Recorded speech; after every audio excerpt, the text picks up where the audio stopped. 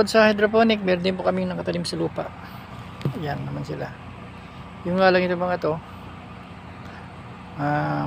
mabagal lang lumaki. Ito.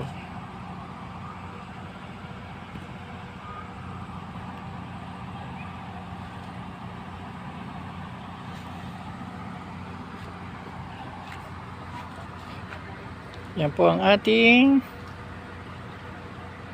papait hydroponic.